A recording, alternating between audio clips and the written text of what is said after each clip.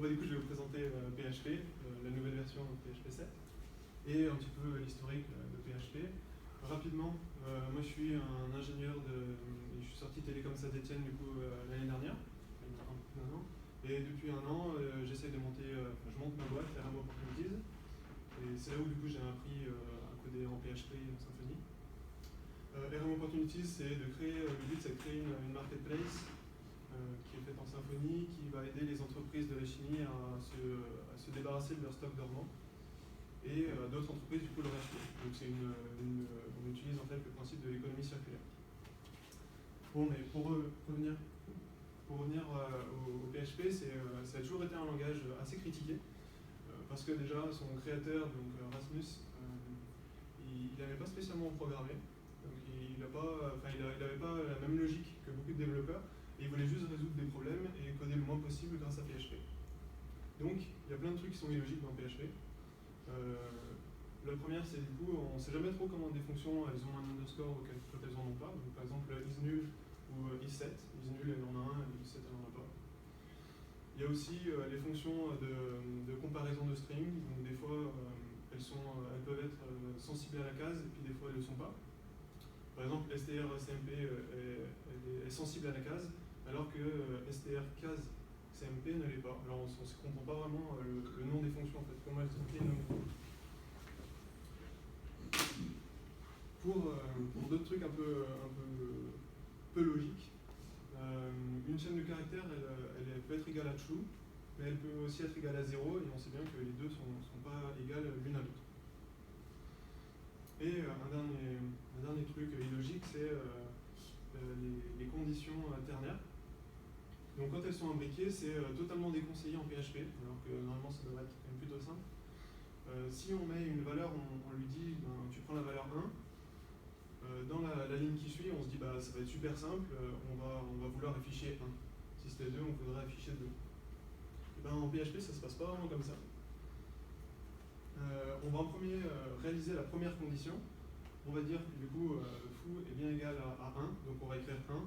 Et ensuite, comme on le voit au-dessus, pour égal à true, et ben on va faire la deuxième condition, et ce qui va faire afficher du coup true. Donc si on a une valeur qui est égale à 1, on va quand même afficher true, alors que c'est vu comme ça assez illogique. Maintenant, c'est quand même un langage qui est très utilisé. Donc là, comme vous pouvez voir, c'est utilisé par Facebook dans son backend, Wikipédia, Slack ou WordPress. C'est utilisé dans de nombreux frameworks, donc Laravel, Silex ou Symfony. Et Symfony vient de passer, il y a 2 ou 3 semaines, plus de 500 millions de téléchargements. Donc il y a beaucoup de personnes qui codent quand même en PHP, même si on dit que c'est pas super à la mode. Beaucoup de grosses boîtes utilisent le PHP. Et du coup, il y a un médium c'est un ingénieur de Slack qui a fait un petit article sur comment est-ce qu'ils ont développé Slack en PHP.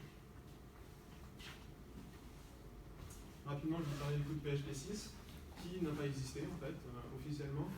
Sa sortie, c'était prévu du coup en 2008 et a été complètement abandonné en 2010.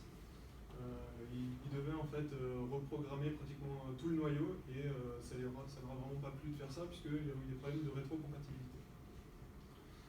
Donc on leur a demandé si on conservait quand même la version 6 ou si on passait à une autre version et qu'on essayait un petit peu de tout oublier. Et ils ont voté un petit peu de passer à la trappe la version 6. Et c'est de là qu'il y a eu un petit peu la malédiction de la version 6 à cause de PHP, à cause de Perl et aussi à cause de MySQL qui a eu une version 6 mais qui n'est jamais sortie. Et du coup, ils ont développé des petites versions mineures jusqu'à la version 5.6 qui est encore supportée par PHP. Donc maintenant, pour PHP 7, il est sorti il y a maintenant un petit peu plus d'un an. Le grand intérêt, c'est que c'est facile à migrer. Ils ont voulu faire très peu d'avancées importantes qui devraient reprendre tout le code, en fait, vu qu'il y avait pas mal de retard et on est passé directement d'une version 5 à une version 7. Ils voulaient qu'un maximum de projets migrent vers le PHP 7. Donc maintenant, les petites nouveautés, c'est possible de faire des retours typés des fonctions. Donc par exemple, sur le premier, c'est possible de dire que c'est un array et du coup de retourner un array. Si on retourne par contre mal, eh ben, on va faire péter une erreur. Maintenant, pour ce qui est, donc il y a deux nouveaux opérateurs. Le premier, c'est Spaceship Operator, qui va permettre de faire de simples comparaisons. Si c'est égal, ça devient, si les deux valeurs sont égales, ça fait 0. Si la partie de gauche est supérieure à la partie de droite, ça fait 1, et inversement, ça fera -1.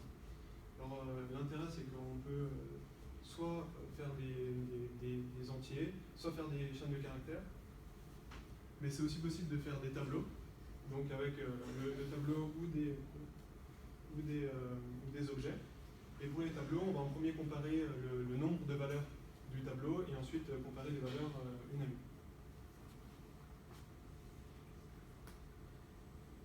Ça, c'est le deuxième opérateur, donc, qui permet un petit peu de simplifier la condition ternaire. Ça va en fait mettre une valeur par défaut à une variable. Donc, par exemple, si ça c'était nul, eh ben, ça passera à anonyme. Et l'intérêt, c'est aussi de pouvoir en mettre plusieurs à la suite et de ne pas avoir les mêmes problèmes qu'on a vus précédemment sur les conditions ternaires. Donc maintenant, la plus grosse avancée de PHP, c'est la performance. Donc moi, j'ai passé le site en PHP 7 et j'ai remarqué qu'il y avait vraiment une énorme différence. On a pu doubler le nombre de requêtes par seconde sur le site grâce à PHP 7. Alors que du coup, mettre PHP 7 sur la plateforme, ça s'est fait en un clin d'œil. Donc là, c'est Cousin qui ont fait plusieurs graphiques pour comparer les versions de PHP et les versions HHVM. Donc on voit, on n'est pas loin là aussi pratiquement du double en requête par seconde. Et ce sera pareil pour les WordPress. Donc les WordPress qui sont quand même connus des fois pour être un peu lents, et ben PHP 7 donne un petit coup d'accélérateur à toutes les requêtes de WordPress. Alors voilà, ça c'est un peu pareil du coup pour les deux frameworks qui sont assez connus dans le monde qui utilisent PHP. Et on voit, c'est pareil, c'est à peu près doublé. Et il y a aussi un autre truc qui est assez important, c'est que la mémoire on utilise pratiquement moitié moins de mémoire pour les requêtes. Et pour finir, du coup, finalement, on voit que PHP, c'est un peu le meilleur langage par rapport au Ruby ou par rapport à Python ou par rapport au Perl. C'est lui qui va mettre le moins de temps pour exécuter des tâches complexes. Voilà.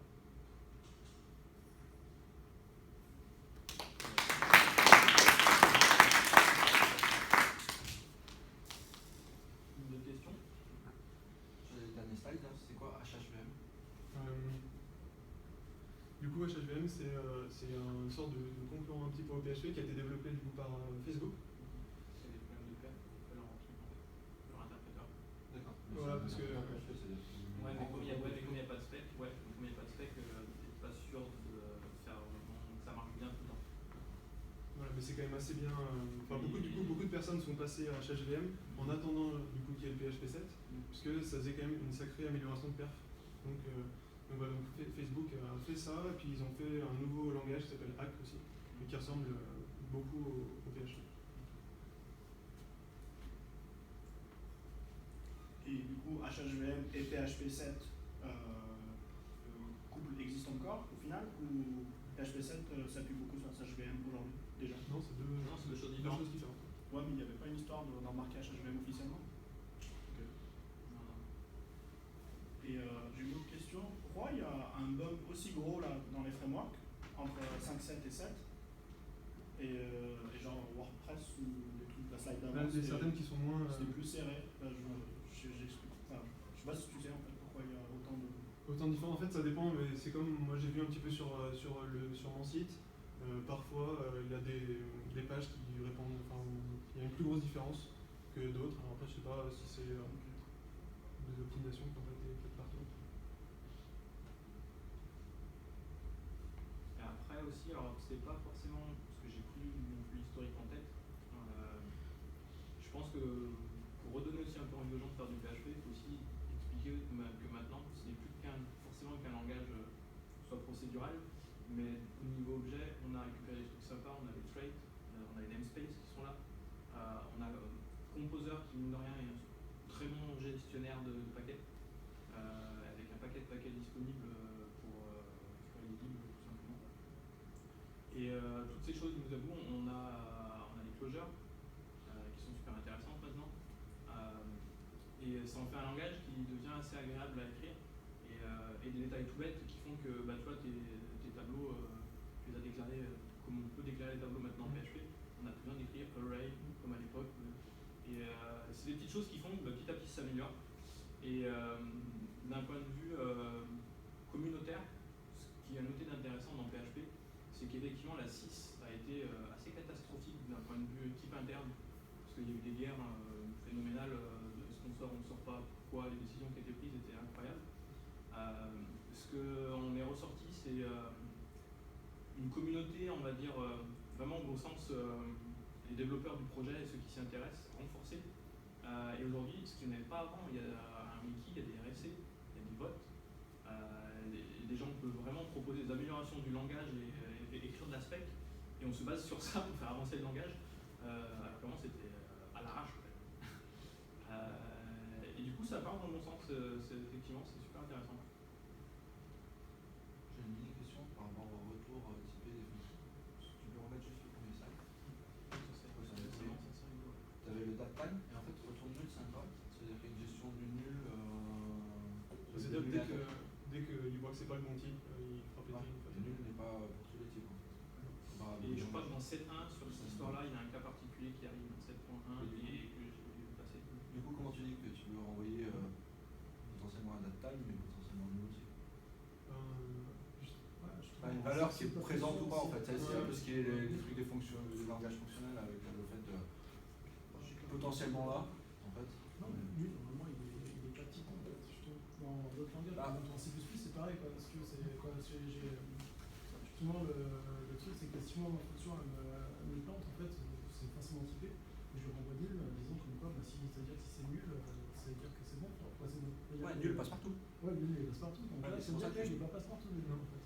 Ouais, c'est pour ça que même moi je trouve ça, c'est sympa ça. Ouais. Ouais, tu le caches après. Non, mais oui, mais par contre, excusez-moi, c'est juste la syntaxe. Je me demande comment en fait tu fais la syntaxe pour dire je renvoie peut-être. Je crois que tu peux pas. Si tu le mets, c'est que tu veux. Dans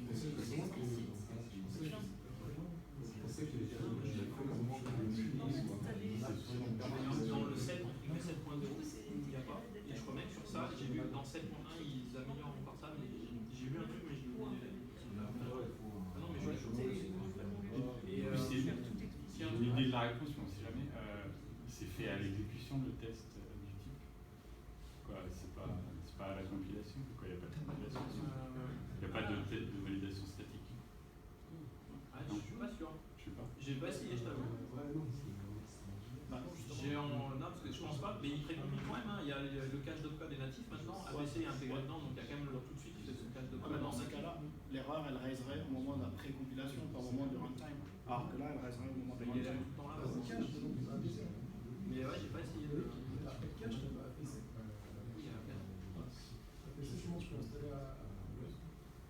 Et un truc qui est pas mal pour la gestion d'erreurs, ils sont en train de supprimer toutes les erreurs par une arborescence de naming spécifique d'exception bien branlée. Donc les gens cachent les exceptions, pas juste une erreur qui est partie. Et question sur les arrangeurs, si tu fais pas les requêtes, tu es toujours obligé de faire bien un serveur pour tomber d'erreur à côté. Quand tu veux faire des WebSockets, quand j'avais essayé en PHP, tu étais obligé de faire tourner un des serveurs, un script rien que là à côté. Est-ce que dans la sec, ils ont amené quelque chose dans ce sens-là? Parce que c'est quand même un truc pour développer. Ça, je sais pas du tout. Oui, tu penses à WebSocket. Avant, pour faire du WebSocket en PHP, tu tournais un script dégueulasse qui écoutait sur un port. Process quoi. Et maintenant, ils mettent WebSocket sans faire tourner un process à part. Ton WebSocket, quand il se connecte, si jamais par exemple tu veux faire un chat à la con, si tu veux, avant tu étais obligé de faire un espèce de process PHP qui tournait dans un coin en plus de ton serveur PHP pour gérer ça. C'était au tout départ. Tu voulais faire un démo en fait. Ouais. Aujourd'hui, je gérerais avec Supervisor en fait. Je me serais tourné le script et c'est monitoré dans Supervisor et c'est tout. Mais en fait, je fais vraiment comme ça. D'ailleurs, c'est ce qu'on fait d'ailleurs. c'est ce qui se passe d'ailleurs clairement quand tu fais des workers, et que tu as des workers qui tournent sur ton serveur, c'est juste des scripts PHP qui sont monitorés par superviseur, il les maintient en vie. Et quand il crache, parce qu'il crache un moment, tant pis, il les relance, et t'as un désert. En fait, je gérerais comme ça en fait. Et il y a un projet que j'avais trouvé avant qui était super sympa qui s'appelait React, avant que React existe. Et c'est une implémentation de Node.js en PHP.